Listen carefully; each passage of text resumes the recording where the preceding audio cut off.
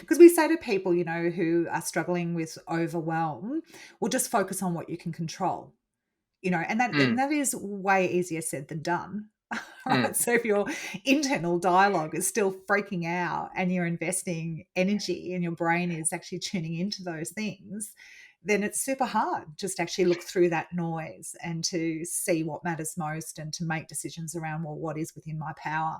So again, it is Yeah, a big part of prioritizing what thoughts am I actually entertaining.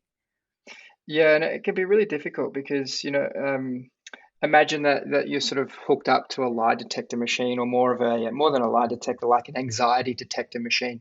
And I said to you, okay, look, if at any moment you feel anxiety, this gun, which is now pointed at your head, is going to pull the trigger. So don't feel anxiety.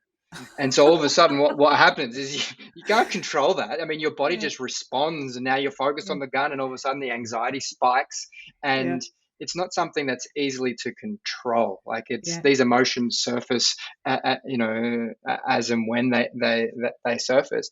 But the broader context around that is some things that we can start to control, and that's where we look. Like, the third dimension that we're often looking at is this interdimension, and that's, like, this. Does sleep impact your ability to concentrate? Does movement? Does food? Does breathing? And some of these other things are much easier to control, and they can have sort of transformative effects on our ability to focus. They provide like the ground level, the base, the foundation, if you will, that maybe in that moment with that gun, there's still going to obviously be major challenges that we're all facing. But when we have the guns in our sort of corporate worlds, and there's these deadlines or things, or someone barges into your office and all of a sudden throws all of these things at you, when that foundation is there, it also becomes much easier to respond and react, and redirect our focus to where it's going to have the biggest ROI for us personally.